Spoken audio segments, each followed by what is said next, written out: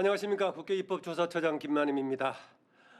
오늘은 국회입법조사처 원래 포럼 시선과 논단 시간인데요. 시선과 논단은 매월 국정의 중요 이슈를 놓고 각 분야 최고 전문가를 모시고 심도 있게 논의하는 자리입니다. 이 자리에서 발표자의 발제를 듣고 발표자와 토론자 간의 질의응답을 통해서 국정 현안에 대해 심도 있는 토의를 하게 됩니다. 올 들어 시작한 시선과 논단 10번째, 오늘 주제는 인권 논의의 동향과 한국의 인권 과제입니다. 우리나라는 후발 국가 중에서 경제 발전과 민주화를 성공적으로 이룬 대표적인 모범 사례가 되고 있습니다. 문화의 흐름에서도 세계적인 영향력 있는 국가로 성장했습니다. 민주화와 함께 인권 문제 또한 많이 개선 증진됐습니다. 다만 자유권 증진에 비해서 아직 소수자 차별 문제라든가 빈부격차 심화 같은 사회권 분야, 또 기업이나 기후변화가 인권에 미치는 영향 같은 새로운 인권 논의 영역에서는 아직 미흡하다는 지적도 제기됩니다. 북한 인권 문제 관련 우리의 인식이라든가 대응도 계속해서 논란이 되고 있습니다. 최근에 당면한 과제가 되고 있는 백신 관련 문제도 인권 관련해서 이런저런 얘기가 되고 있습니다. 오늘 시선과 논단에서는 근래 주목받는 이런 인권 분야의 중요 쟁점들을 살펴보면서 우리 현실에 비추어서 대한민국이 인권 분야에서도 선진국으로 도약하기 위해서 무엇을 해야 할 것인가, 또 어떤 방향으로 가야 할 것인가를 논의해보고자 합니다. 오늘 모신 분은 신혜수 유엔 경제사회문화권위원회 지금 위원이시자 부위원장 맡고 계십니다. 이미 20여 년 전부터 유엔 여성차별철폐위원회 위원으로 오랫동안 활동하셨고요. 국내적으로 많은 활동해 오셨습니다. 초기에 정신대 대책협의회 이끌어 오시면서 국제화에도 많은 역할을 하셨고요. 여성단체 등의 대표 활동들을 하셨고 대학에서도 강의도 오랫동안 해오셨습니다. 아마 이 분야에서는 국내 분야에서 우리나라에서 가장 많은 노력을 해오신 대표적인 전문가를 할 수 있겠습니다. 어서 오십시오. 안녕하세요. 네. 오늘 토론은 코로나19 방역 지침에 따라서 비대면으로 진행이 됩니다. 화상회의 시스템을 통해서 미리 신청하신 분들이 함께하고 계십니다. 비대면 참석자들 대표해서 현장에는 국회 입법조사처에서 법사팀의 이재영 변호사, 이재영 입법조사관이 토론을 하게 됩니다. 어서 오세요. 안녕하십니까. 네, 이재영 조사관 공법 및 이런 분야 관련해서 단연간 연구를 해오고 있습니다. 지정 토론자 외에 나머지 분들의 의견을 채팅창에 주시면은 제가 대신해서 질문을 드릴 테니까요. 수시로 질문 주시기 바랍니다. 그러면은 신혜수 의원님의 발제를 먼저 듣고 진행하도록 하겠습니다. 부탁드립니다. 네, 우선 오늘 이렇게 초대해 주셔서 인권에 관한 논의를 할 수 있는 자리를 마련해 주신 것에 대해서 김만음 처장님께 감사드립니다. 또 수고해 주신 여러분께 감사드립니다. 사실 제가 인권 분야에 오랫동안 활동을 해왔지만 이렇게 국회에 나와서 처음 얘기를 하는 것 같습니다. 특히 입법조사처에서 국회의 그런 모든 입법 활동을 뒷받침하는 그런 중요한 자리로 알고 있습니다. 그 인권이라고 하면 이제 우선 무엇보다도 가장 기본이 되는 것이 여러 나라가 같이 합의를 해서 만든 국제 인권 조약이 되겠습니다. 그래서 사실은 이미 73년 됐나요? 세계 인권 선언이 1948년에 그 유엔에서 각국의 합의로 채택이 되고 난 다음에 그것은 선언이니까 그것을 구속력이 있는 인권 조약으로 만들기 위해서 그동안 70여 년 동안 계속 노력을 해왔습니다. 그리고 그 결과 지금 현재 작동하고 있는 소위 핵심 국제인권 협약이 9개가 됩니다. 그래서 크게는 뭐 자유권, 사회권, 그다음에 대상별로 인종, 여성, 아동, 장애인, 이주노동자, 그리고 사안에 관해서 좀 더 논의할 필요가 있는 고문, 그리고 강제실종, 이제 그런 분야로 쭉 9개의 핵심 인권 조약이 만들어져 있는데 그 중에 우리나라는 7개를 가입을 했습니다. 그래서 우선 인권이 그 나라가 인권을 존중하느냐 아니냐를 보려면 우선 그 9개의 핵심 인권 조약 중에서 몇 개를 비준했는가라고 하는 것이 하나의 그 기준점이 된다고 하겠습니다. 근데 이제 우리나라는 9개 중에서 그 이주노동자 권리협약 그리고 강제실종협약 그 2개는 아직 비준을 안 했습니다. 그리고 또 하나는 그렇게 본 조약이 있는데 그 조약을 제대로 이행하는지 이행이 안 됐을 경우에 그 나라의 국민이 국내 절차를 다 소진하고 국제적으로 진정을 제기할 수 있는 그런 그 선택의정서가 부가적으로 또 있습니다. 그러면 그 선택의정서까지 비준을 해야지 사실은 이 기본적인 인권을 존중하는 그런 그 체제가 갖추어졌다고 할 수 있습니다. 그래서 이제 그게 기본적으로 돼 있는데 우리나라는 그 선택의정서 중에서 자유권규약 선택의정서, 여성차별철폐협약 선택의정서 2개만 비준을 했고 아직 사회권규약, 그다음에 아동권리협약, 고문방지협약의 선택의정서는 비준을 안 한 상태입니다. 그래서 특히 이제 그런 그 국제조약의 비준이 국회에서 이루어져야 되니까 국회의 역할, 국회가 그런 인권조약의 중요성, 또 국내의 그 국제인권조약의 이행과 어떤 불합치되는 그런 그 국내법이 있으면 그것을 정비하고 국제조약을 비준하고 그것을 충실하게 이행하기 위한 그런 틀이 필요합니다. 그래서 특히 이제 국회의 지금 현재의 체제로는 각 그 소관 상임위원회, 예를 들면 아동이나 노인의 인권 같으면 보건복지부가 되겠고요. 그다음에 여성인권 같으면 여성가족부가 되겠고, 또 자유권, 사회권, 고문 그런 것은 법무부의 소관으로 되어 있습니다. 그래서 그런 그 관련된 소관 상임위원회에서 국회의원들이 그것을 제대로 인식을 하고 거기에 대한 뭐 감독이라고 그럴까 또는 입법 그런 것을 하는 것이 필요합니다.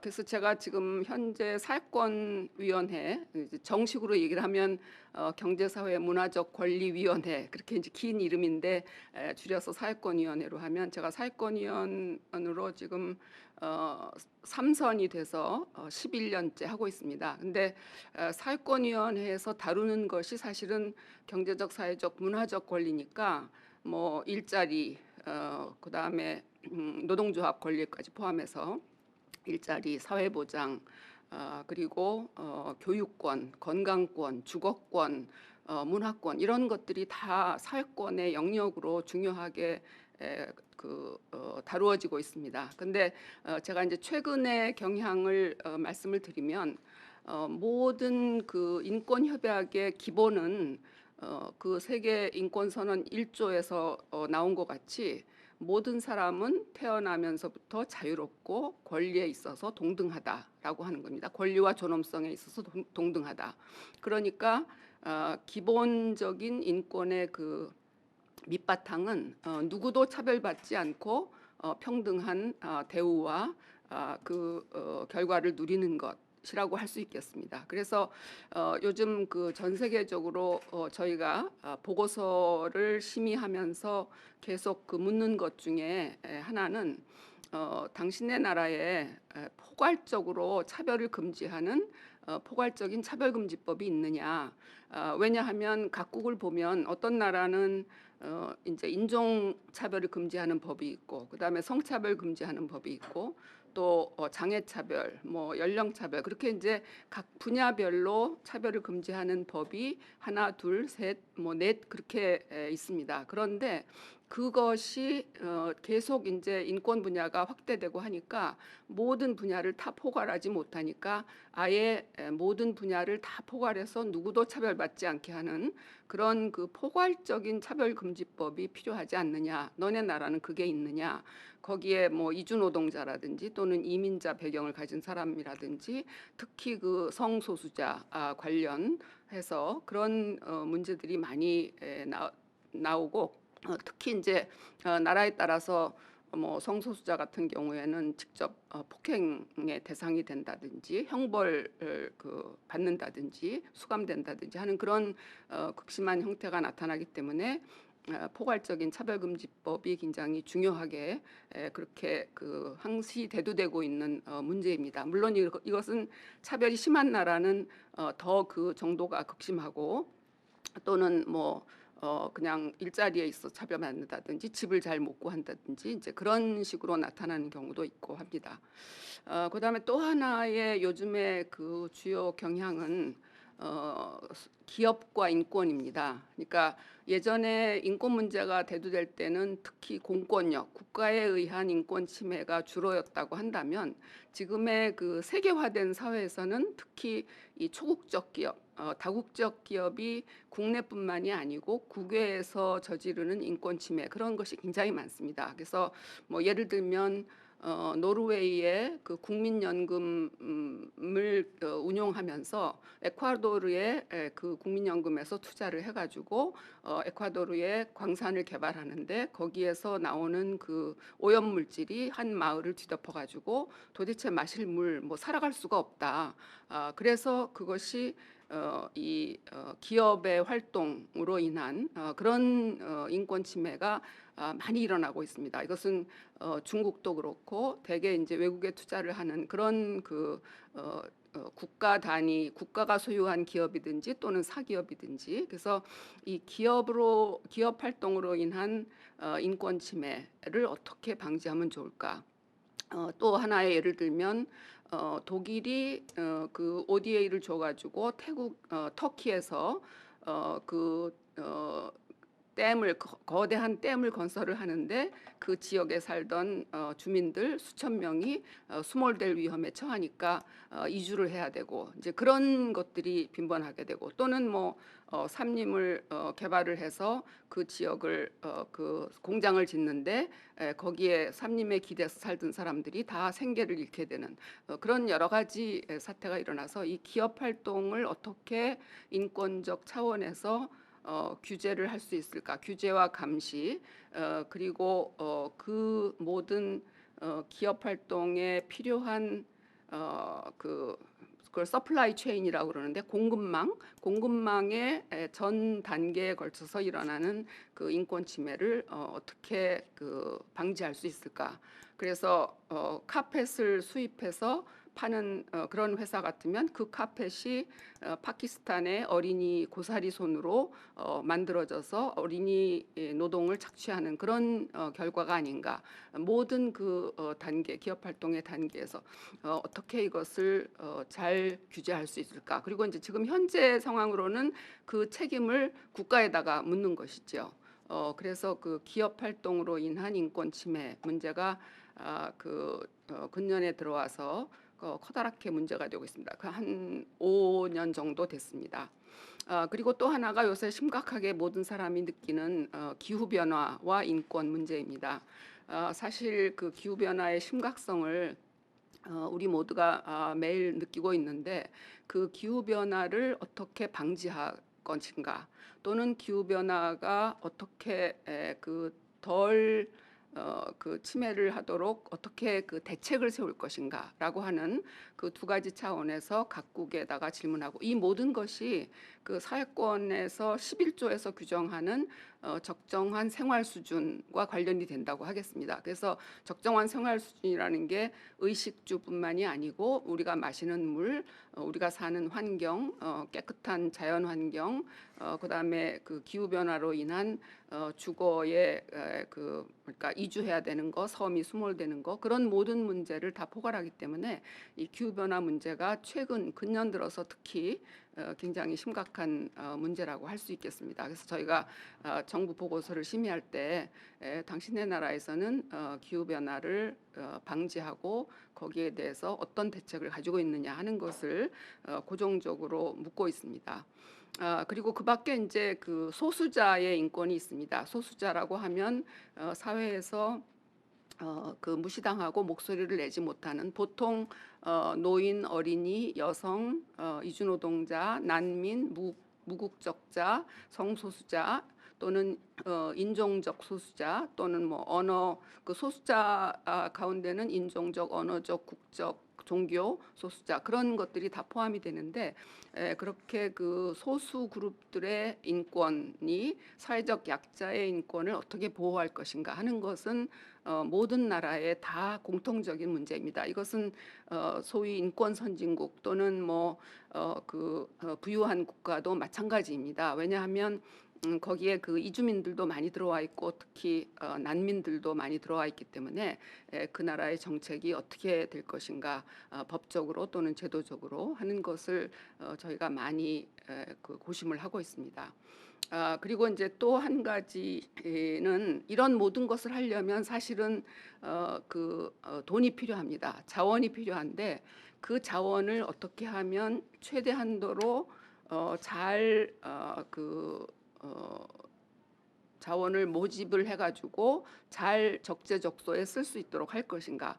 그래서 선진국 같으면 너희가 국민총생산의 그 국제적으로 합의된 0.7%를 개발도상국에 그 국제지원금 소위 ODA로 주고 그다음에 개발도상국이나 선진국이나 할 것 없이 그 자원을 어떻게 그 부정부패가 없이 잘 쓸 수 있을 것인가. 그래서 부패 척결, 그다음에 조세제도가 어떻게 돼 있는가. 그러니까 모든 그 사람들이 그 일반적으로 사는 그 물품에 부가세가 얼마나 되는가 또는 법인세가 어떻게 되는가 또 하위 20%가 돌아가는 그런 금액과 부자 상위 20% 이런 것들을 다 비교해 가지고 조세제도가 과연 적정한가 하는 것까지 요즘 나아가고 있습니다. 그래서 최대한의 가용 자원을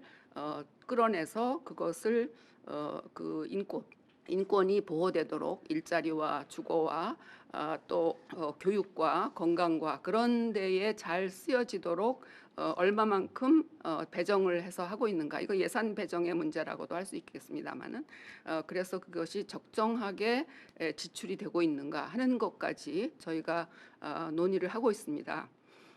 그리고 이제 가장 최근에 그 인권 이사회에서 정해진 것은 요새 그 환경의 중요성이 커지다 보니까 새로 그 환경권에 관한 특별 보고관을 임명하는 것이 얼마 전에 통과가 됐습니다. 이거 한 2주 정도밖에 안 됐는데요. 그래서 아직 특별 보고관은 임명이 안 됐습니다만은 그만큼 그 깨끗한 환경 문제가 또 새롭게 기후 변화와 맞물려서 대두되는 문제라고 할 수 있겠습니다. 그래서 제 말씀은 이 정도로 끝내고요. 또 질문 들어오면 제가 받도록 하겠습니다. 네, 고맙습니다. 최근에 새롭게 주목받고 있는 인권 분야까지 포괄해서 말씀해 주셨습니다. 사회권 분야가 경제, 사회, 문화적 권리 위원회라고 하다시피 거의 모든 우리 사회 경제 정책과 관련된 분야가 역시 인권이라 할 수 있겠습니다. 신혜수 의원님은 현재 사회권위원회 부위원장까지 맡고 계시는데요. 국내적으로도 그동안에 꾸준하게 활동해 오셨습니다. 국가인권위원회 위원도 하셨고 아까 제가 말씀드렸다시피 정신대문제대책위원회 협의회, 정대협의 초기에 국제화 이슈화 시키는 데도 많은 역할을 하셨고 공동 대표도 역임하셨겠는데요. 제가 시작 초반에 이 질문을 좀 드리겠습니다.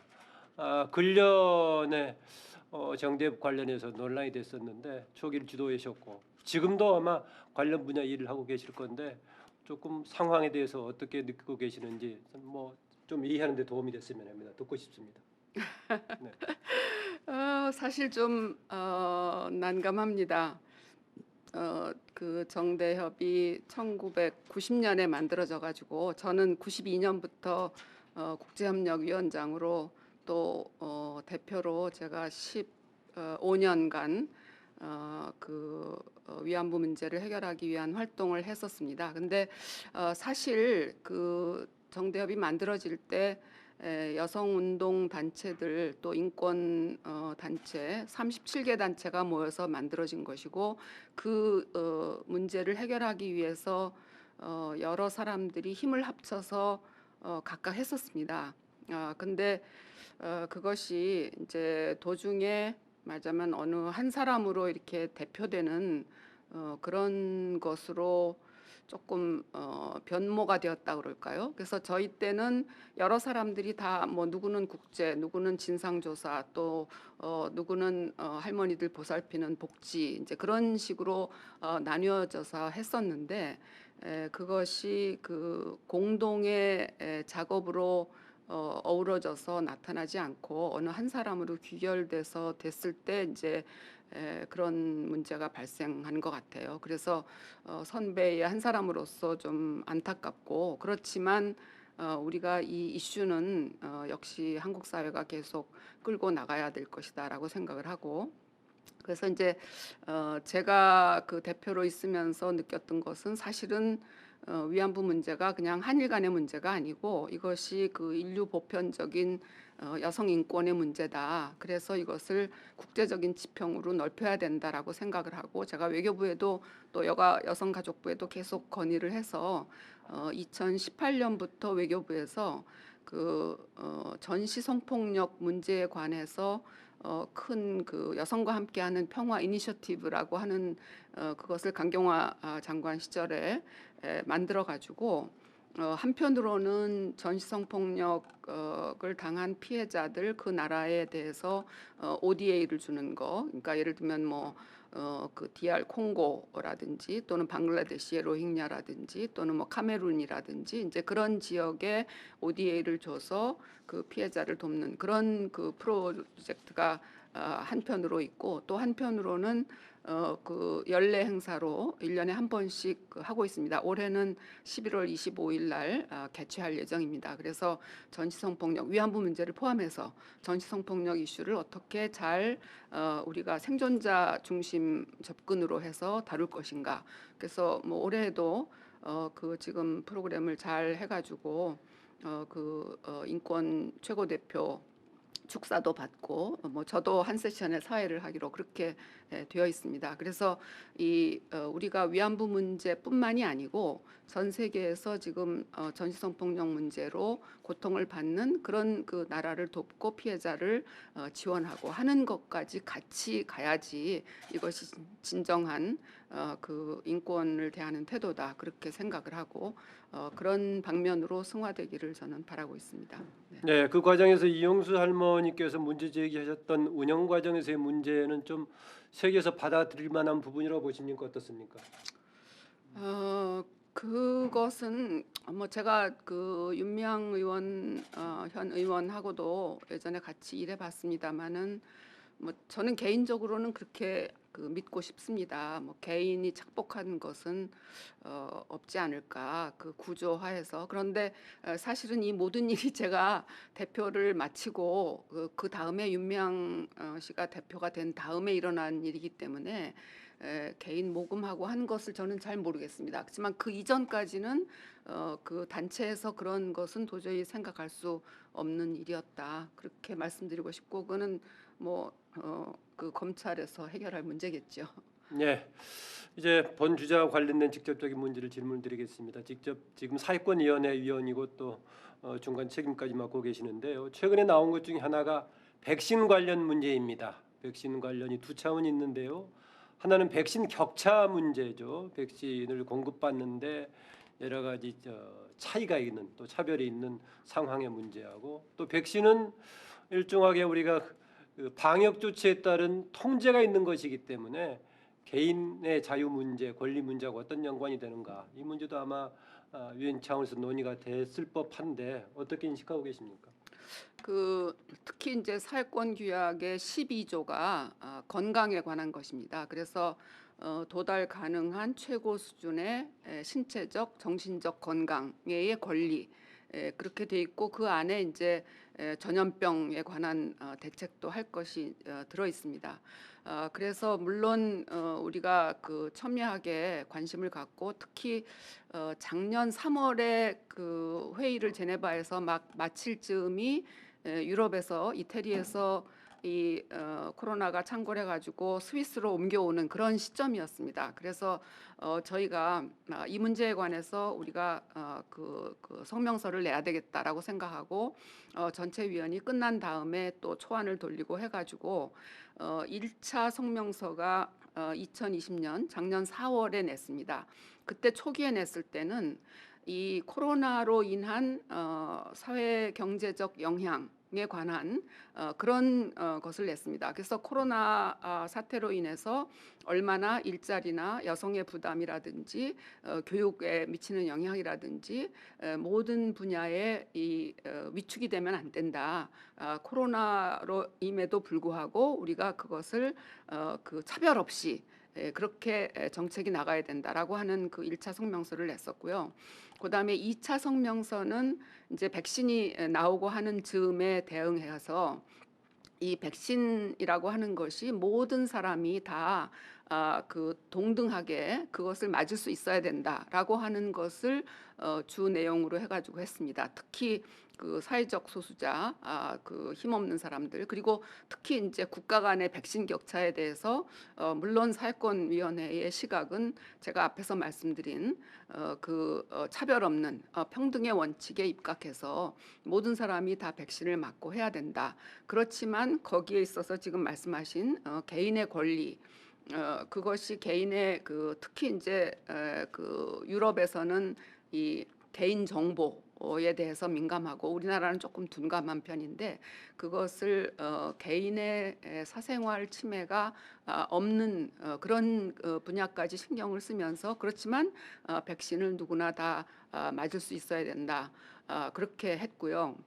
그런데 금년 4월에 세 번째 낸 성명은 사실은 그동안에 국제적으로 전개된 그 백신 관련 코로나 대책이 있어서 백신이 공평하지 못하게 특히 부자 나라와 가난한 나라 사이의 격차가 너무 크기 때문에 그 문제에 관해서 국제 공조가 있어야 된다. 그리고 백신 개발사들의 제약사들의 지적 재산권이 WTO에서 얘기하는 트립스라고 하는 게 있습니다. 그러니까 지적 재산권을 이 무역 관련한 그런 분야에서 될 때에 각국이 동의한 그런 합의인데 마침 조약이죠. 국제 무역 관련 그 지적재산권 조약인데 그것을 면제해줘야 된다. 그래서 그 지적재산권의 그 우산이 아니고 각 나라에서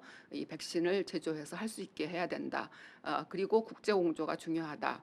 그리고 WHO에서 얘기하는 그 코백스를 통해서 나눠줘야 된다라고 하는 것이 저희가 금년 4월에 냈던 것이고 적정한 시점에 또 한 번의 성명서가 필요하지 않을까라고 하는 것을 저희가 논의를 하고 제가 사실은 사회권위원회 한 달간의 회의를 마치고 며칠 전에 귀국을 했습니다. 그동안 계속 그 유엔도 온라인으로 회의하면서 너무 어려움이 많았습니다. 저는 이게 한국하고 남미까지 다 포괄하는 그 위원들이 포진해 있으니까 저는 새벽 2시까지 회의를 해야 되고 엘살바도르 친구는 새벽 4시 반에 일어나서 또 회의에 접속해야 되고 너무 어려움이 많았는데 1년 반 만에 저희가 9월 말부터 10월 22일까지 제가 회의를 하고 24일 날 귀국을 했는데 저희가 적정한 시점이 되면 다시 한번 성명서를 내야 되지 않을까. 그래서 지금 백신 관련한 특히 코로나 대책 그것은 저희 위원회로서는 초미의 관심사입니다. 그 이제 격차 문제를 중심으로 말씀해 주셨는데요. 방역 조치를 위한 불가피한 통제에 대해서 소수자들은 과도한 제약이라고 반발하기도 하는데 거기에 대한 논란 같은 건 없습니까? 어떻습니까?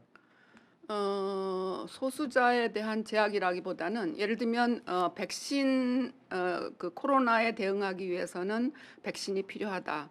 그리고 그 백신을 모든 사람이 다 공평하게 맞아야 된다. 그런데 이제 우리나라에서도 외국인 노동자는 다 나와서 맞아라라고 어느 한 집단한테 그것을 강제하는 그런 게 있었잖아요. 근데 그런 것이 아니고 이것을 자발적으로 그 백신에 응할 수 있게 그러려면 제가 생각할 때 가장 중요한 것은 이 정책을 만들고 집행하는 정부 당국에 얼마나 그 국민의 신뢰가 가는가라고 하는 것이 가장 중요할 것 같습니다. 그래서 정부 당국이 신뢰를 주지 못하면 굉장히 거짓 정보가 만발하게 되고 그 거짓 정보에 속아서 사람들이 더욱더 신뢰를 하지 않게 되고 그런 것이 되풀이되는 것이죠. 그래서 이 정부 당국이 신뢰를 주려면 모든 문제를 가감없이 다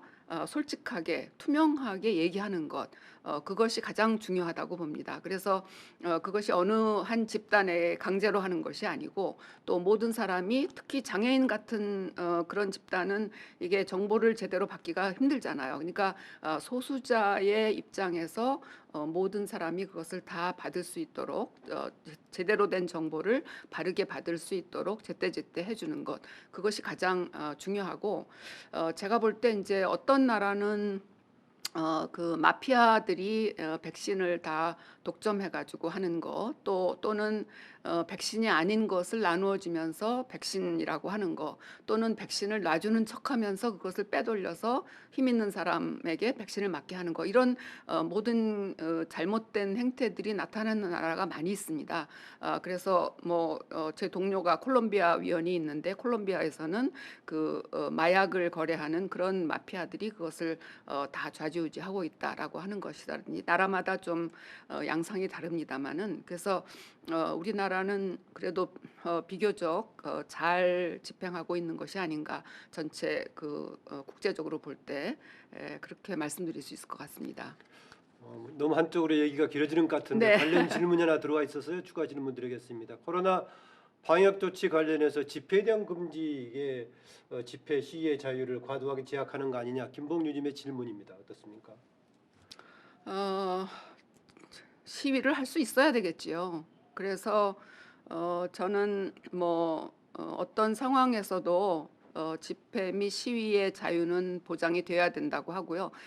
다만 그 집회 및 시위를 할 때 이게 우리나라도 그동안 몇 차례 겪었습니다마는 방역 수칙을 지키면서 할 수 있도록 어떻게 유도하는 거. 근데 그 불가피하게 제약을 할 수밖에 없는 분야는 있지만 또 그렇지만 그것을 원천적으로 봉쇄하는 것은 저는 기본적인 그 인권의 문제에 있어서 맞지 않다고 봅니다. 아주 뭐 늘 관심이 많습니다만은 특히 지금 인권 관련 오늘 이번 달 지성과 논단에 초반부터 질문이 엄청 많이 들어와 있습니다. 노인 인권 문제, 우리나라가 선택 의정서 왜 이렇게 비준하지 않고 있느냐 등이라든가 또 노동 인권 관련도 있고 한데 그 중에서 지금 포괄적 차별금지법 관련 질문이 한 서너 개 겹쳐 있는데요. 이 질문 드리겠습니다. 송주환님, 정승환 우리 기획관 등 여러분 질문인데요. 송주환님의 의견은 열거에서 포괄적으로 금지하는 내용이 들어간다면 오히려 열거되지 않는 부분에 대한 소홀하게 되지 않는 그런 효과가 있지 않느냐라는 의견도 있고요. 또 하나 정승환님을 비롯한 의견은 국회에 출근할 때 아시겠지만 앞에 입구에서 여기에 대한 반대 의견 피켓팅을 계속하고 있는 분들도 계십니다. 대체로 아마 성적 지향 관련 논란이 있는데 이런 내부의 갈등 문제를 어떻게 해결할 것인가라는 질문입니다. 참 답답합니다. 포괄적 차별금지법이 뭐 예를 들면 그 안에 그 그룹을 다 망라하느냐 또는 뭐뭐 등 해가지고 할 수 있느냐 그것은 좀 기술적인 문제라고 봅니다. 그래서 그 사유권 규약이나 자유권 규약도 뭐 인종, 성, 그밖에 뭐 정치적 견해, 재산 뭐 등등 해가서는 그 다음에 마지막에 기타 사회적 신분 그렇게 해서 모든 것을 포괄하도록 돼 있습니다. 그래서 포괄적 차별금지법이라고 하는 것은 거기에서 아무도 어떤 그룹도 배제되지 않는 것을 이야기합니다. 그리고 지금 현재 드러나지 않은 문제도 앞으로 또 인권 입장에서 볼 때 소수자 그룹이 등장할 수도 있습니다. 예를 들면 성소수자라고 할 때 우리가 보통 그 LGBT라고 하는 게이, 레즈비안, 그다음에 양성애자 이제 이렇게 하는데 국제적으로 사실 인터섹스 퍼슨이라고 하는 간성인이라고 하는 그 그룹이 또 있습니다. 우리나라에는 아직 이게 나타나지 않았는데 몇몇 나라에서 그 대두되고 있습니다. 그래서 어떤 인권 문제가 나타날지 모르고 하니까 어느 집단이라도 차별받지 않도록 그것을 포괄적으로 규정할 수 있다고 생각이 되고요. 그다음에 그 개인이 예를 들면 나는 거기에 찬성 안 해라고 하는 것은 또 개인의 뭐 양심의 자유라고 할 수 있습니다만은 저희가 차별금지법에서 얘기하는 것은 그것을 밖으로 드러내서 혐오와 증오 그리고 그 상대방에 대한 폭력 또는 고용상의 차별 이런 식으로 그것을 굉장히 그 차별을 금지하고 그것을 처벌하는 것은 굉장히 엄격하게 규정을 해야 됩니다. 그냥 뭐 나는 뭐 어떤 사람이 싫다라고 하는 것만 가지고 처벌하는 것은 아니라고 생각을 하고요. 그래서 그 사회적으로 갈등이 있을 때 사실은 그것을 정부가 어떻게 갈등을 해소하려고 노력을 하는가라고 하는 것은 굉장히 그 차이가 난다고 할 수 있습니다. 어떤 사회는 이거는 사회적 합의가 필요한 거니까 알아서 해결하시오. 그래서 해결이 되면 우리가 그것을 입법을 하겠소라고 하는 나라도 있습니다. 근데 이 국제 조약에서 요구하는 것은 그게 아니고 정부가 적극적으로 그런 사회적 합의가 나올 수 있도록 예를 들면 여론 주도층을 어떻게 잘 설득할 것인가 또는 그런 그 대화의 장을 마련할 것인가 또는 뭐 국회에서 입법 논의를 시작할 것인가 그런 그 다양한 방법이 있습니다.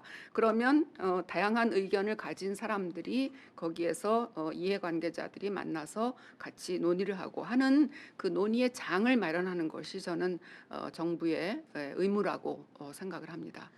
네, 이재영 조사관 준비해 주시고요. 제가 그 전에 이 질문 드리겠습니다. 아까 9개 협약 중에서 2개 아직 우리가 비준을 못 하고 있고 다른 뭐 선택 의정서도 아직은 여러 가지 문제가 있다라고 말씀하셨는데 지금 신혜수 위원님께서 보시기에 국제적인 지금 인권 규범 수준하고 우리나라에서 가장 아쉽다, 격차가 가장 있는 분야 어느 분이라고 생각하십니까?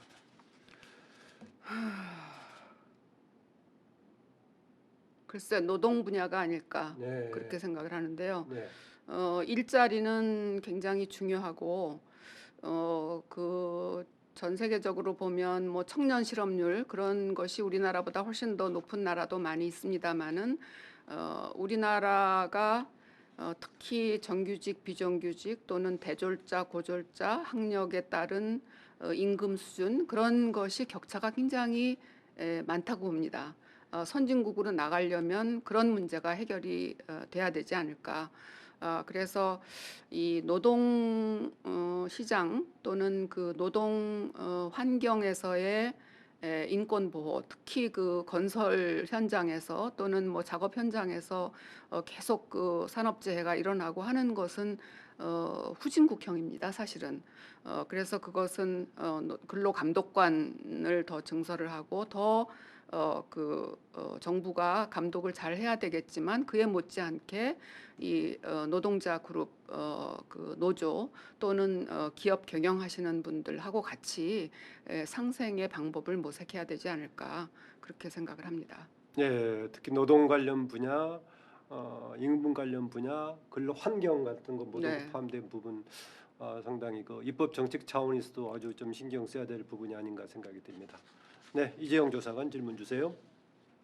예, 그 질문 하나 드리겠습니다. 아까 그 말미에 좀 설명을 어느 정도 해주신 것 같기는 한데, 그 인권이 그 범위를 다수결로 결정을 한다면 그 필연적으로 소수자 권리는 부정될 수밖에 없기에 그 인권의 범위가 다수결로만 정할 수 없다는 시각이 주류적인 관점으로 알고 있기는 합니다. 그런데 또 권리를 제한하거나 이런 규범은 또 법률로 해야 된다는 것도 이제 그 민주주의를 좀 견제하는 법치주의 요청으로 알고 있는데요.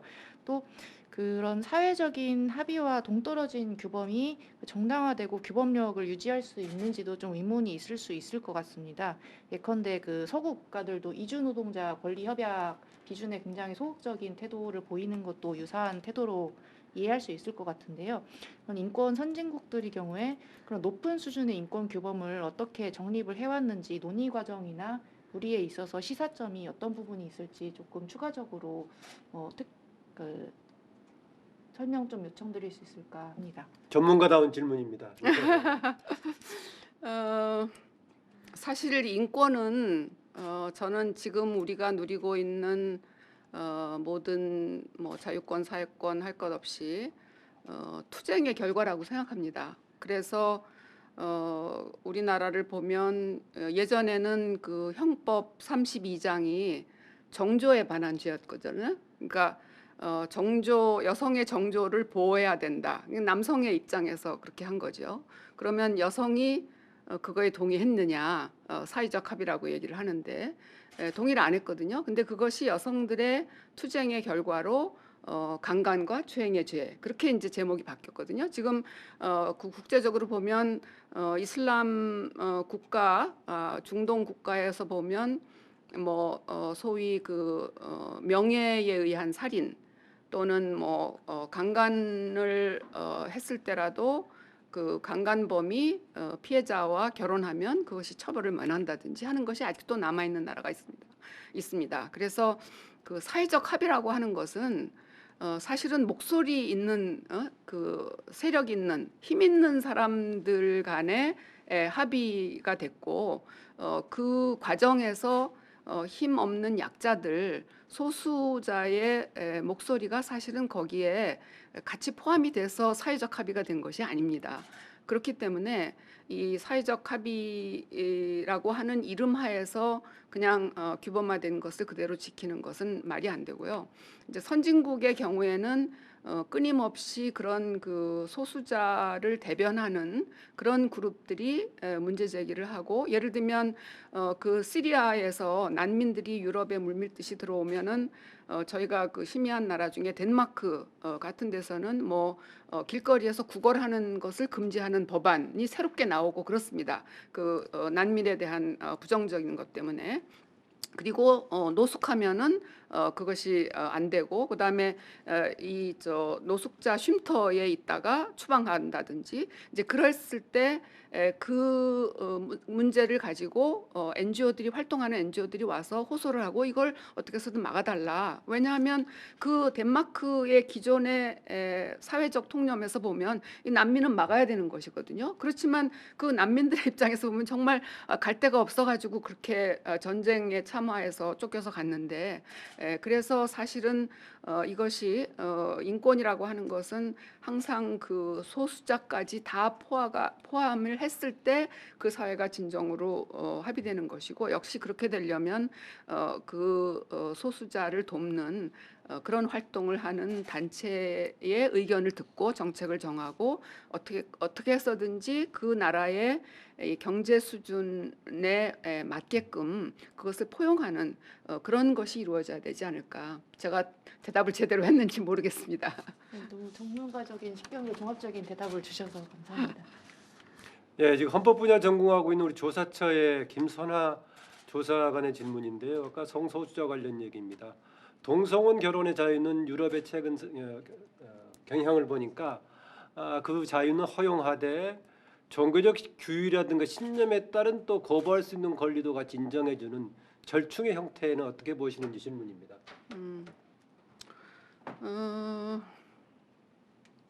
고민스러우신가 보네요. 아니요, 이게 워낙 그 여러 나라에서 많이 벌어지고 있는 것이라서 그 아시아에서는 제가 알기로 유일하게 대만이 동성혼을 허용을 재작년인가에 했습니다. 그래서 뭐 대만이 지금 국제사회의 그 UN 회원국이 아니니까 잘 알려지진 않았지만 그래서 그 동성혼을 하고 싶은 사람은 허용을 하고 본인들이 그다음에 그 결혼한 배우자와의 누릴 수 있는 그런 그 복지 그런 것을 누리고 또 그것에 대해서 자기는 종교적으로 용납 못하겠다 하는 것은 또 허용을 해야죠. 그런데 예를 들면 그 전혀 다른 문제지만 그 낙태를 가지고 볼 때 낙태를 남미의 여러 나라에서 불법화하고 그다음에 처벌하고 하는 것을 아직도 카톨릭 국가에서 많이 가지고 있습니다. 그러면 그 낙태를 허용하는 쪽으로 법률을 바꾸고 나서 그러면 자기는 의사의 양심에 따라서 도저히 낙태를 못하겠다라고 했을 때 그 의사의 양심적인 거부권을 인정을 해야 되지 않을까.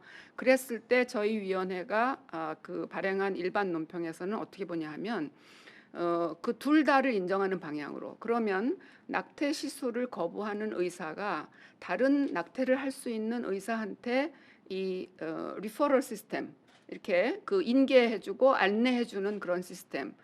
그리고 한 병원에서 전혀 그것을 할 수 없는. 그래서 이태리 같은 나라도 그 의사의 거부권을 인정하기 때문에 그 한 병원이 뭐 거의 다 그렇게 되면 갈 수가 없잖아요. 그러니까 이웃 나라로 가서 낙태하고 그런 것을 막게끔. 그래서 자기의 그 거부권은 인정을 하되 대신 그것을 할 수 있는 의사나 병원이 안내하고 그것을 마련하도록 하는 식으로 그렇게 되고 있습니다. 그래서 저는 동성혼도 마찬가지로 그것을 자기는 목사의 양심에 따라서 도저히 주례를 할 수 없다 또는 인정할 수 없다 그러면 그것을 인정할 수 있는 다른 쪽으로 좀 안내를 해주는 게 필요하지 않을까 그렇게 생각을 해봅니다. 네, 근래 이제 기업 관련 기업 활동에서 인권 문제가 또 새롭게 정점이 되고 있다는 말씀하셨는데요.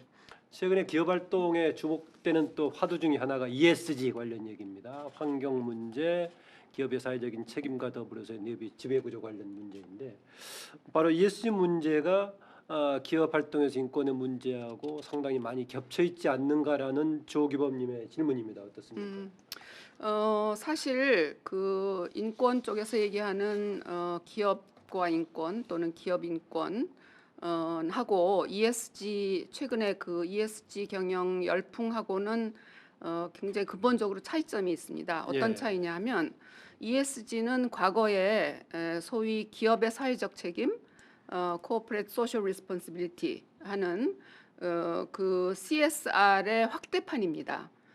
그리고 그것은 어디까지나 자발적인 그 기업 자체의 뭐 이미지 메이킹을 위해서도 그렇고 기업이 스스로 노력하려고 하는 그런 것이고 최근에 이제 환경이나 기업의 지배 구조까지 조금 더 해서 그래서 옛날에 기업이 사회를 위해서 좋은 일을 하고 뭐 연탄 나르기 또는 뭐 김장 그 해주기 그런 식으로 자선적인 것이 조금 더 강화된 것이라고 할 수 있고 그것은 기업의 자발적인 그 노력에 맡기는 것이고 저희가 얘기하는 기업과 인권은 기업이 인권을 존중하고 인권 침해를 하지 않아야 되는 그 의무 그렇게 의무로 규정을 하고 있고 그 의무를 지키지 않았을 때 거기에 처벌이 따르고 피해자에게 그 배상해야 되고라는 것까지를 다 포함하는 것입니다. 그래서 그 듀 딜리전스라 그래서 기업이 인권을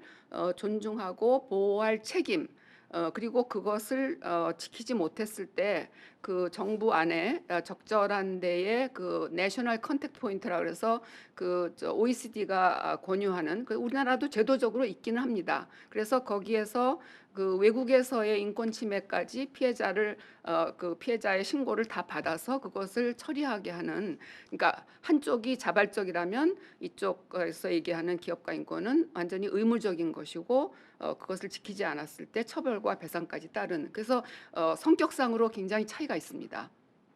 네, 성격상으로 차이가 있다 말씀 주셨고요. 이혜경님의 질문입니다.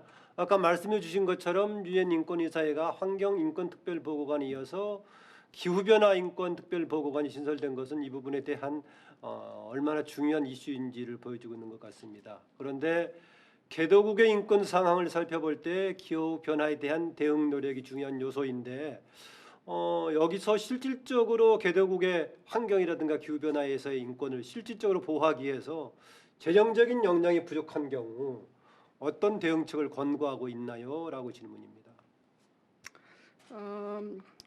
제가 그 분야의 전문가는 아니라서 만족스러운 대답을 드릴 수 있을지 모르겠는데 우선 그 환경 깨끗한 환경에 관한 특별보고관하고 기후 변화에 대한 특별보고관이 따로 된 게 아닙니다. 그래서 그 깨끗한 환경의 특별보고관이 아마 기후 변화 문제까지 다 포괄해서 다루지 않을까 그렇게 생각을 하고요. 사실은 그 기후 변화 문제가 지금 곧 그 영국 글라스고에서 열리게 될 그 콥 26 거기서 보다 더 상세하게 논의가 되겠습니다마는 개발도상국의 특히 가난한 나라의 재정적인 부담을 선진국들이 그 나눠서 져야 됩니다. 그리고 지금의 기후 변화의 근본적인 책임은 사실 선진국들에게 있습니다. 그동안 선진국들이 소위 그 개발 또는 뭐 국가 발전, 경제 발전을 해오면서 그 많은 그런 그 탄소 배출을 했고 그 결과를 지금 후발주자들이 겪는 그런 것이거든요. 근데 개발도상국에서 또 자기네 나라의 경제 발전을 하려면 계속 그 탄소 배출을 안 할 수가 없기 때문에 어떻게 이것을 친환경적으로 탄소 배출을 줄이면서 기후 변화의 영향을 그 제대로 그 모면하면서 깨끗한 환경을 유지하고 후세에 물려줄 것인가 하는 것이 전 세계적인 지금 화두로 돼 있습니다. 그래서 여기서 중요한 것이 선진국들의 그 자발적인 역할, 개발도상국을 돕는 그런 그 국제적인 공조가 사실은 어느 분야보다도 더 중요하다고 그 생각이 들고요. 그런 점에서 과연 그 합의를 이루어낼 수 있을 것인가 하는 것이 좀 관건입니다. 그리고 그것은 UN 기후 변화 협약 당사국 회의에서 국가 간의 논의를 통해서 되어 있는 것이고 이제 저희 사회권위원회 같은 조약기구가 하는 일은 그 국가가 과연 제대로 하고 있는가 그러면 기후 변화 협약 당사국 회의에서 정해진 것을 너네가 잘 지키고 있냐라고 하고 그런 것을 그 감시하고 그래서 저희가 말하자면 국회 같은 역할을 하는 거죠. 일부에서는. 그래서 너네가 그 약속한 거 조약을 가입하면 그것을 이행해야 되는데 그걸 잘하고 있느냐 그리고 그것을 정기적으로 감사하고 그것을 이렇게 시정해라 이렇게 입법해라 이 법은 폐지해라 이 정책은 고쳐라 이런 캠페인을 해라 라고 하는 것이 이제 저희가 내는 그 심의 후에 내는 최종 견해 거기에 이제 권고 사항이 담기게 되는 것이죠. 예, 조소연님이 여러 가지 질문을 한꺼번에 주셨는데요. 그 중에 하나가 이겁니다. 근원적이고 뭐 좀 색다른 질문 같아 보이기도 한데요. 소수자 마이너리티 용어 자체가 상대적으로 다수라는 메저가 뭔가 시혜적으로 준다는 의미가 있기 때문에 용어상으로 다름을 좀 뜻하는 것을 넣는 좀 담백한 개념 규정 같은 게 어디 가능할까요?라는 좀 질문입니다. 먼저 그 질문 좀 듣고 싶습니다. 마이너리티라고 하는 것은 글쎄요, 그 다 국제적으로 이 사회적 약자를 표현하는 용어기 때문에 그것이 무슨 그런 그 부정적 함의를 가지고 있다고 생각은 안 해봤고요. 마이너리티라고 규정하는 것은 숫자가 크냐 작으냐가 아니고 사회적으로 힘이 있느냐 없느냐 그렇기 때문에 마이너리티가 더 이상 마이너리티가 안 되는 사회를 만드는 것 그게 이제 우리가 지향하는 것이죠. 근데 그런 용어를 바꾸는 것은 저는 예. 아직까지는 대두되지 않았습니다. 예, 그래서 같은 연장선상의 질문이 이어진 것 같은데요. 그런 점에서 장애인의 차별 관련해서 차별 관련된 대한 뭔가 처벌 징계보다는 장애인들이 동등하게 기본적인 생활을 영위할 수 있도록 하는 파지티브 정책이 더 중요하지 않느냐 이런 얘기였습니다. 물론 그렇죠. 네, 그러니까 사실은 그 다르게 태어난 사람들이 인종이든지 뭐 성이든지 장애든지 그리고 장애는 특히 후천적인 게 압도적으로 많기 때문에 그리고 우리가 노인이 되면 거의 다 장애인이 되잖아요. 뭐 귀도 안 들리고 뭐 눈도 침침하고 그리고 거동이 불편하고 그래서 장애 문제는 굉장히 우리가 같이 고민을 해야 되는데 포지티브는 장애인계에서는 제가 이미 80년대에 disabled 영어로는 맨 처음에는 핸디캡이라고 했습니다. 이렇게 모자를 벗어서 구걸하는 그런 사람이었다라고 하는 것이 부정적이다 해서 disabled로 바뀌었고요. 아, 핸디캡의 어원이 그것이었군요. 네네. 현재 예. 모자를 벗어서 이렇게 하니까 그래서 핸디캡이라고 하는 것은 뭐 예를 들면 흑인을 니그로라고 한 것과 같은 의미의 그런 부정적인 의미가 있으니까 그것을 요즘은 안 쓰고 있고 간혹 이제 국가 보고서 심의하다 보면은 그런 거에 익숙하지 않은 나라에서 이제 핸디캡으로 아직도 번역하는 나라가 있습니다. 근데 그래서 disabled라고 했는데 disabled라고 하는 것은 able 그러니까는 능력이 있는 거가 아닌 거잖아요. 그래서 장애계에서는 이미 80년대부터 differently abled 그러니까 능력이 있는데 그게 차이 나는 능력이다. 그렇게 해가지고 하고 있습니다. 그래서 뭐 저는 장애인이라고 하는 것 자체가 그것이 차별이다 그렇게 생각하지는 않고 다만 이제 우리가 누구나 언제든지 장애인이 될 수 있다. 그다음에 뭐 다리를 다쳐가지고 기부스를 하면 저는 농담으로 그럽니다. 지금 장애 차별을 잘 하고 계시겠군요. 왜냐하면 장애인으로서 겪는 그런 어려움을 겪고 있으니까 그래서 장애인으로서의 경험을 갖는 거 그런 것 자체가 우리가 더 이해를 높이는 좋은 기회가 된다고 생각을 합니다. 네, 조사처 외교안보팀 일본을 담당하고 있는 박명희입니다라고 질문을 주셨는데요. 한국과 마찬가지로 일본도 지금 이제 분쟁 관련 성폭력 생존자를 위한 국제 기금 분담금 확대하고 있는 지금 경향이 있다. 아까 ODA 말씀도 하셨는데요. 혹시 이게 일본의 그동안의 2차 대전 전쟁 책임에 대한 뭔가 희석시키려는 그런 것이 아닌지 걱정이 됩니다라는 질문입니다. 어떻습니까? 잘 보셨습니다. 네.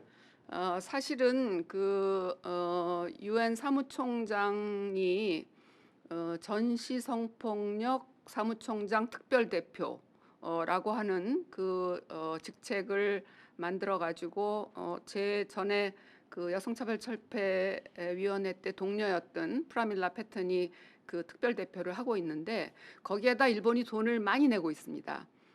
그리고 예전에 제가 정대협의 일원으로 국제 활동을 했을 때 1995년에 무라야마 총리가 배상은 아니고 맞아 민간 기금으로 아시아 여성 기금을 조성을 해가지고 할머니들한테 피해자에게 나눠주려고 한 그런 것이 있었을 때 그때 아시아 여성 기금에서 국제 회의를 여러 번 개최하면서 뭐 성폭력, 가정폭력 등 여성폭력에 대한 국제 회의를 개최를 했었습니다. 이제 그런 것들이 다 위안부 문제의 본질을 숨기고 그것을 정식으로 배상하고 하지 않고 국제적으로는 우리가 이렇게 잘하고 있다, 이 문제에 관심이 있다라고 하는 것을 나타내려고 하는 소위 이 캄프라치 정책입니다. 그리고 특히 뭐 아베 총리 때도 여성 정상회의 그런 것도 해서 여성계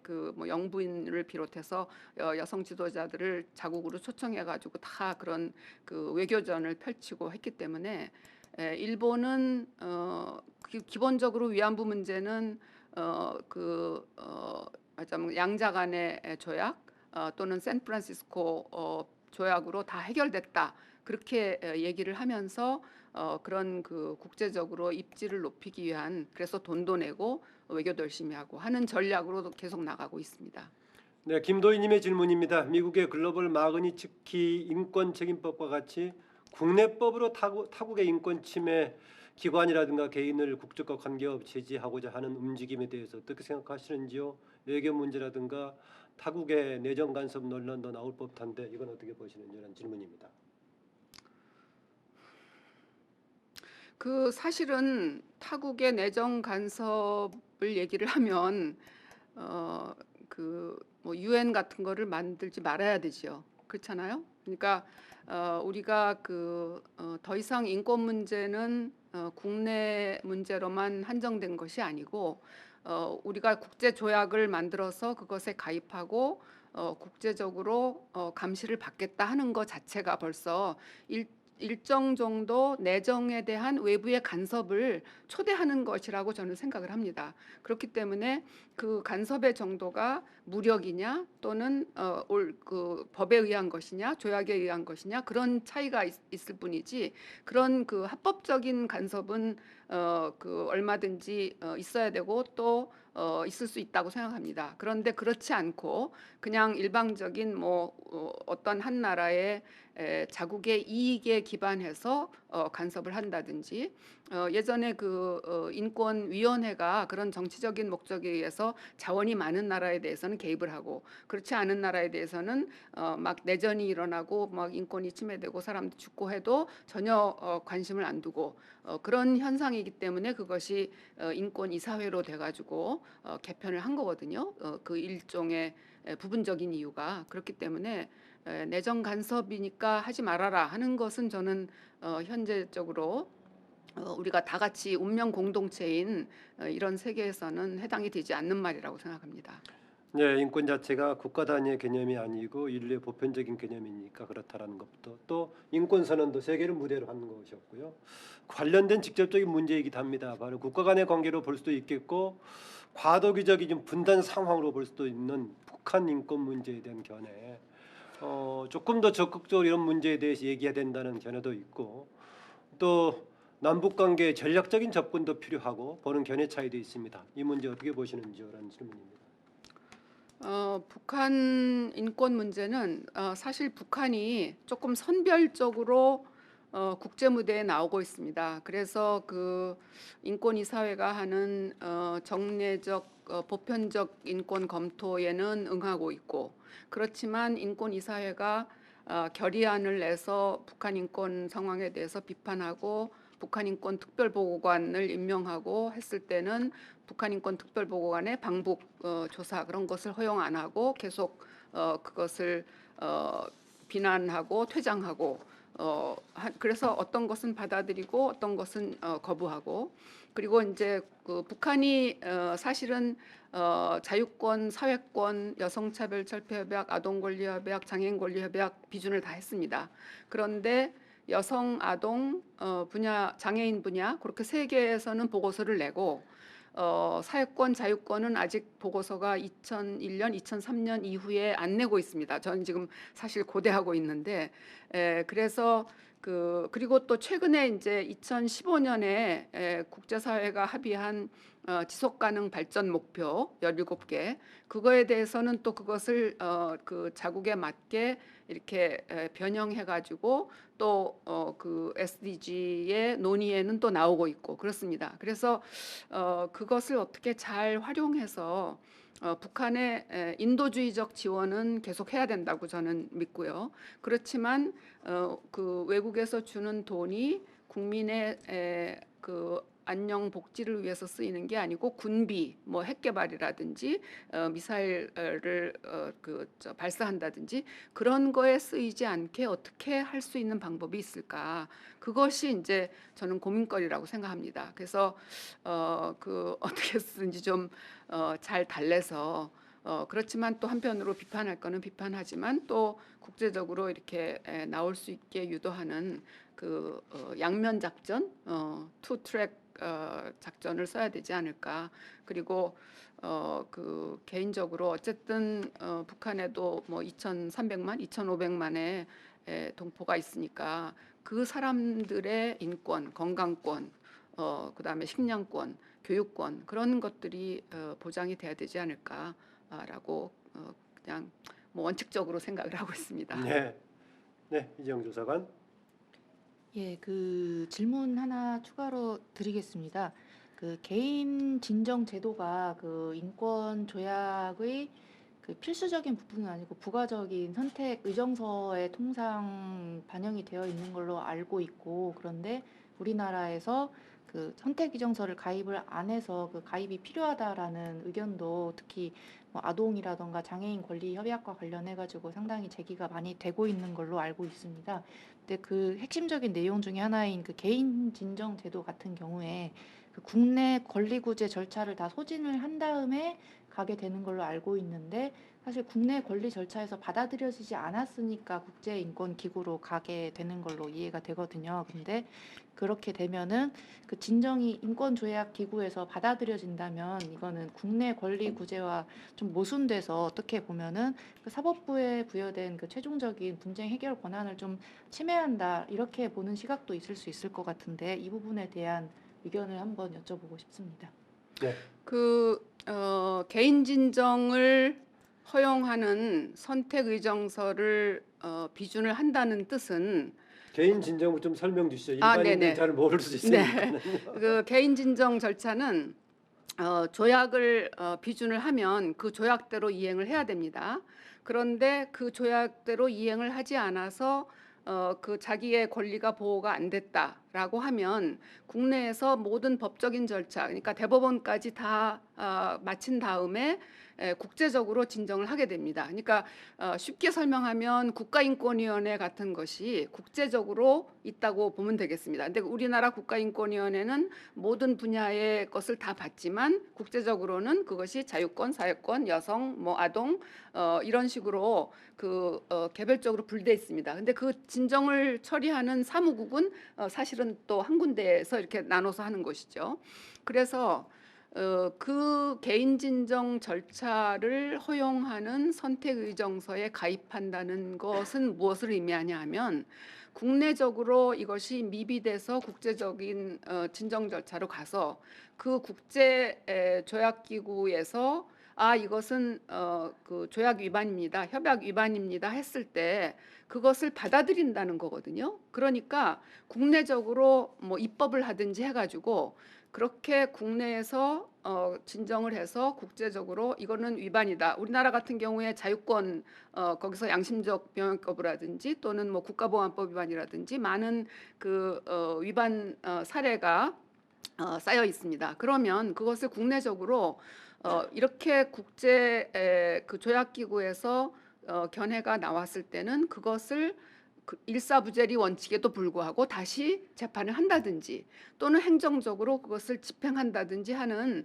그런 입법 절차가 저는 있어야 된다고 봅니다. 그렇지 않으면 아무 소용이 없는 것이죠. 그렇잖아요. 물론 국내 재판 절차와 그 결과는 다 존중을 하지만 그렇지만 우리가 국제적으로 이렇게 되어 있는 제도를 인정을 했을 때는 그것에 의한 것을 존중을 해서 그 절차가 만들어져야 됩니다. 그게 안 됐을 때는 사실은 아무 소용이 없는 것이고 그 선택의정서에 의한 개인 진정 절차는 저는 오히려 이 국내법적으로 이것이 제대로 보호가 안 되는 면을 그 정비해서 잘 보호가 되도록 갖춰라.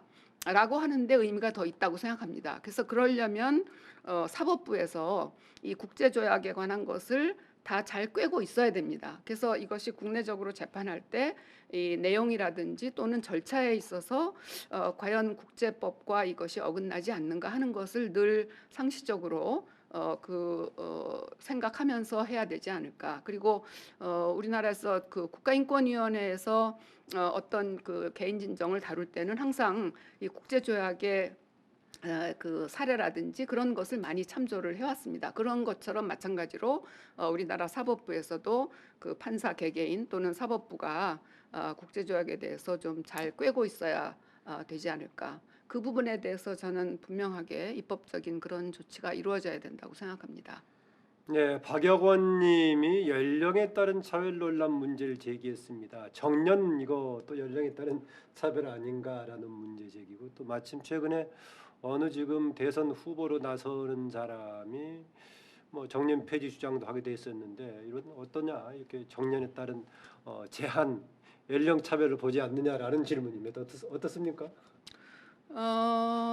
정년을 언제로 하느냐 하는 것은 각국에 맡겨져 있는 상황이고요. 그런데 이제 수명이 길어지고 하니까 정년이 점차 높아지는 추세에 있습니다. 그리고 또 어떤 나라는 남녀에게 다른 정년을 적용하기도 합니다. 특히 예전에 사회주의 국가권에서 뭐 남자가 60세면 여자는 55세. 근데 이제 수명이 길어지니까 그게 점차 높아지겠죠. 그런데 그것도 정년하고 자기가 연금으로 생활하면서 좀 여유 있게 살고 싶다 하는 사람도 저는 굉장히 많다고 생각합니다. 그러니까 그것이야말로 사회적 합의를 이루어서 과연 몇 살에 그 퇴직하는 것이 적정한가. 근데 우리나라도 뭐 정년이 예를 들면 공무원 정년 다르고 대학 교수 정년 다르고 그리고 기업 특히 은행 같은 데서는 제가 전에 인권위에 있을 때 심의도 해봤습니다마는 은행에서 55세가 되면 임금 피크제라고 그래서 그 다음에는 계속 근무는 하지만 임금이 낮아지고 그런 것을 차별이라고 해서 진정을 받아본 그런 사례도 있습니다. 그래서 정년 자체를 없애는 것은 저는 맞지 않다고 생각하고요. 다만 이제 정년 연령을 직업별로 어떻게 할 것이냐 하는 것은 그 분야의 분들이 같이 의논해서 해야 되지 않을까 그렇게 생각을 합니다. 그리고 네. 우리나라에서 그 연령 차별 이미 그 법으로 금지돼 있지 않습니까? 그것은 네. 박은정님의 질문인데요. 우리나라 공공사회복지 지출 OECD 평균보다 낮은 수준인데 이 중에서 특히 조금 뭔가 신경 써야 될 복지 분야, 노력해야 될 복지 분야 어느 쪽인가라는 질문입니다. 복지 분야가 사실 다 부족합니다. 그러니까 복지에서 사회권 규약 그 구조에 사회보장, 사회보험을 포함한 사회보장 제도가 돼야 된다라고 했는데 그 사회보장이 과연 그 괜찮은 말하자면 삶을 영위하기에 적합한 그런 사회보장인가? 그게 핵심이죠. 그래서 노령연금을 주는데 30만 원이 과연 적정한가? 그다음에 뭐 육아 수당 또는 뭐 출산 수당 그런 것이 과연 적정한가? 장애인에 대한 그 생활보조인 지원 그런 것이 적정한가? 그런 것이 근본적으로 돼야 되겠고요. 제가 볼 때 우리나라에서 그 모든 것과 더불어서 부족한 것 그거는 아마 여성이 아이를 일하면서 키울 수 있는 데 필요한 들어가는 돈 우리가 사실은 그 저출산을 위해서 어마어마한 액수의 돈을 쓰고 있지 않습니까? 근데 그것이 저는 잘못 그 책정이 돼 있다고 생각합니다. 그러니까 뭐 지자체에서 뭐 출산 장려금으로 뭐 1,000만 원까지 준다, 100만 원, 200만 원 준다. 그것은 사실은 효과가 있는 것이 아니고요. 그 아이를 낳아서 키우고 가정의 입장에서 보면 필요할 때 도움을 받을 수 있는 그런 그 제도가 돼 있는데 그러면 과연 집주위에 내가 필요할 때 아이를 하루, 이틀, 일주일, 야간, 뭐 단기간 그렇게 맡길 수 있는 마음 놓고 맡길 수 있는 어린이집이 있느냐? 그 점에서부터 저는 이야기가 돼야 된다고 생각합니다. 그래서 이 미래 세대, 미래의 노동력을 제대로 키우지 못하면 우리 사회가 그 지속될 수 없는 거 아니겠습니까? 그러니까 그 분야에 대한 좀 획기적인 발상의 전환, 그다음에 우리나라의 모든 노동 정책, 복지 정책이 여성의 그 무임금 노동, 가사 노동 그것을 전제로 하고 있습니다. 그래서 그것이 전제로 되지 않고 그 사회복지가 말하자면은 사회의 지출로 해서 이것이 제대로 그리고 뭐 그 노인 요양 시설이라든지 또는 장애인 시설이라든지 거기서 일하는 많은 여성들은 또 저임금입니다. 그러니까 그 분야에 대한 획기적인 전반적인 검토가 이루어져서 좀 바뀌지 않으면 우리나라 참 걱정스럽다 그렇게 생각합니다. 아까 포괄적으로 경제, 사회, 문화 부분이 사회권이라고 말씀하셨는데 우리나라 경제 GDP 기준 경제 규모에 비춰봤을 때 사회권 분야는 상당히 지금 낮다고 평가하시는군요. 그렇죠. 네, 네. 그게 노동 분야도 그렇고 주거 분야도 그렇고 그 굉장히 전 세계적으로 보면 10위권, 11위권 그렇게 상위에 들어가 있는데 국내적으로 보면 굉장히 이 격차, 그러니까 빈부 격차가 심하고 있는 사람 없는 사람 심하고 학력 격차도 심하고 그러니까 길을 쓰고 대학에 가려고 지금 전 세계에서 우리나라가 대학 진학률이 가장 높은 그런 그 기현상이 벌어지고 있는 것이에요. 그래서 사실은 공부가 적성에 안 맞고 그런 사람까지도 지금 대학으로 몰아가고 있는 그 현상이 저는 그 올바른 현상이 아니라고 생각합니다. 근데 왜 그런 현상이 벌어지느냐? 그것은 대학을 나오지 않으면 제대로 된 직장에 들어가기 힘들고 그렇지 않을 경우에 직장마다 지금 직업마다 너무 그 보수의 차가 그 격차가 크기 때문에 그런 그 왜곡된 구조가 이게 바뀌어져야 되는 거죠. 예, 뭐 오늘 얘기 중에서 기후 환경 문제가 반복적으로 나왔습니다. 최근에 탄소중립 기본법 뭐 또 제정도 나오고 했었는데요. 이 과정에서 환경에 대응하는 과정 속에서 나오는 뭔가 에너지 전환 과정 속에서요 나오는 취약한 집단의 문제, 또 취약한 업종에 종사하는 사람들의 문제 어떻게 할 것인지 이른바 그 정의로운 전환 이게 화두가 되고 있는데 이쪽에 대한 관심도 제기되고 있습니까? 어떻습니까?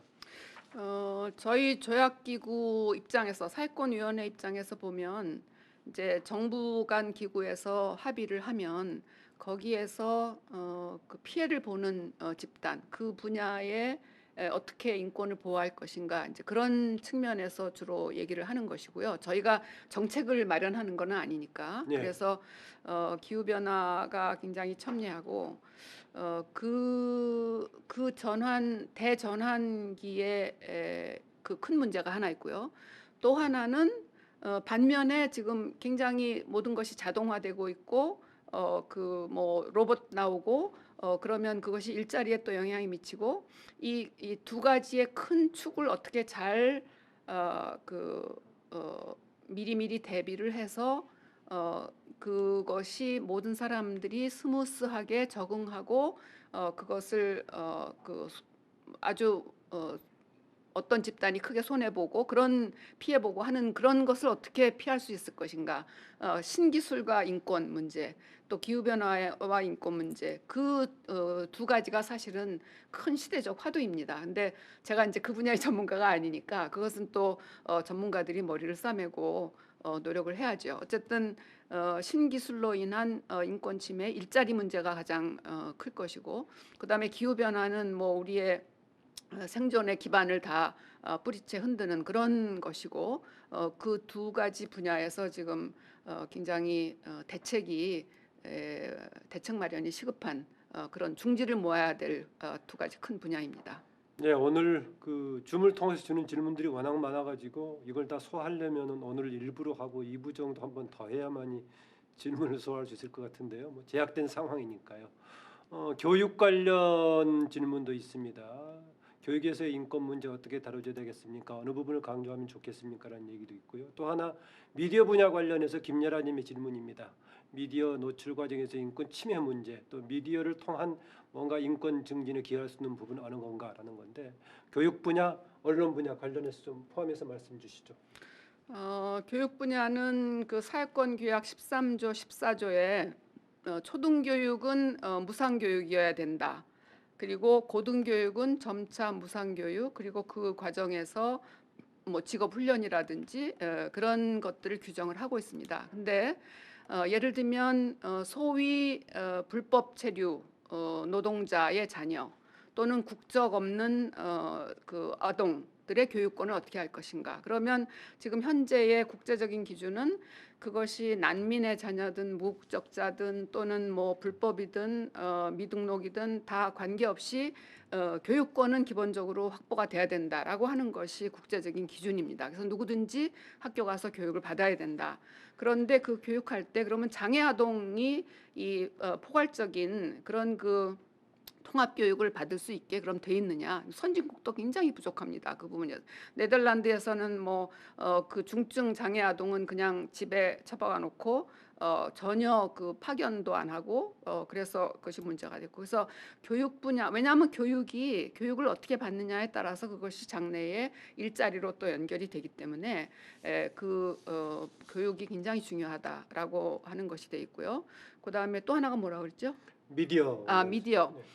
미디어는 미디어에 대한 그 차별 없는 그 보도, 공정한 보도 그런 것인데 저희가 미디어를 직접 다루진 않습니다만은 제가 이제 여성 운동을 하면서 특히 미디어가 이 가정폭력 피해자라든지 또는 뭐 성폭력 피해자라든지 신분을 노출하고 하는 문제를 일찍이 프로그램 진행자하고 PD하고 다 합의했음에도 불구하고 모자이크 처리 안 하고 나간다든지 그런 것들이 굉장히 일찍부터 90년대, 2000년대에 들어와서 계속 논란이 됐었습니다. 그래서 미디어가 공정한 인권을 존중하는 그런 정책으로 어떻게 갈 것인가. 근데 미디어 종사자들의 대부분이 사실은 또 정책 결정자가 남성이잖아요. 그러니까 여성 인권에 대한 감수성이 굉장히 떨어지고 또 장애인이 아니니까 장애인 인권에 대한 감수성이 떨어지고 그래서 사실은 이것이 소수 그룹들이 정책 결정 자리에 또는 그 과정에 어떻게 같이 들어가느냐 하는 거하고 굉장히 밀접하게 연관이 돼 있습니다. 그래서 뭐 어느 분야든지 대표성이 공정하게 보장이 돼야지 인권이 보장이 되는 거죠. 네, 시간이 다 됐습니다. 신혜수 의원님 강조할 점과 더불어서 입법부에 대한 제언 포함해서 마무리 말씀 부탁드립니다. 네, 오늘 이런 기회를 갖게 돼서 굉장히 반가웠고요. 사실은 지금 국회 안에 인권 상황을 제대로 점검하는 그런 인권 상임위원으로 인권위원회가 없습니다. 그래서 인권 분야가 뭐 여성은 여성가족위원회, 또 아동과 노인은 보건복지위원회, 그다음에 환경 분야는 뭐 환노위 이런 식으로 그다음에 이 건설 분야에 문제가 생기면 그건 또 해당 상임위 그런 식으로 이렇게 나눠져 있어서 어떻게 국회에서 좀 이 문제를 통합적으로 잘 점검하고 필요한 법을 만들 수 있을까 그런 것이 저는 앞으로 고민해야 될 과제라고 생각합니다. 그래서 우리나라가 진정한 인권 선진국으로 그렇게 돼서 모든 사람들의 인권이 존중되는 그런 나라로 국회가 좀 노력을 해주시기를 이 자리를 빌어서 부탁드립니다. 고맙습니다. 네. 예, 지금까지 인권 논의의 최근 경향 동향과 더불어서 한국 사회 인권 쟁점들에 대해 살펴봤습니다. 우리가 경제적으로 또 정치적으로 상당한 후발 국가 중에서 선도적으로 앞장서 왔습니다만 특히 사회권 분야에서는 해결해야 될 과제들이 많습니다. 오늘 말씀 주신 중에서 가장 심각한 국제인권 기본과 차이가 나는 게 뭐냐라고 했을 때 우리나라 수준에 비춰봤을 때 노동 분야에 대한 지적은 상당히 세계화 될 부분 같습니다. 근로 조건의 차이라든가 임금 격차라든가 정규직 비정규직 문제 이런 것은 좀 보편적으로 우리가 생각해봐야 될 정치적인 쟁점이 아닌가 그렇습니다. 오늘 시선과 논단 인권 문제가 논의를 통해서 일반 시청자 국민들의 인권 감수성을 좀 높이는 계기가 됐으면 좋겠고요. 정책 수립 과정에서 인권 관점이 많이 반영되는 데 좀 도움이 되기를 바랍니다. 입법조사처 또한 오늘 자료라든가 논의가 이후에 입법 지원 과정에서 중요한 참고 자료 또 지원 자료가 될 수 있을 거로 생각을 합니다. 다시 한번 오늘 시선과 논단에서 인권 관련 문제 고견을 주신 신혜수 의원님께 감사드리고요. 이번 10회에 이어서 다음 11번째에는 빅테크 시대 공정과 상생을 위한 경제질서 확립 방안을 주제로 다루게 됩니다. 11월 24일 예정을 하고 있는데요. 성균관대 정호혈 명예교수를 모시고 플랫폼 산업에서 소수의 빅테크 중심의 경제 구조에서 파생되는 문제에 대한 원인과 대책을 살펴볼 예정입니다. 계속해서 시선과 논단 입법 정책 토론에 많은 성원과 관심 또 참여 부탁드리겠습니다. 오늘은 여기서 마치겠습니다. 고맙습니다.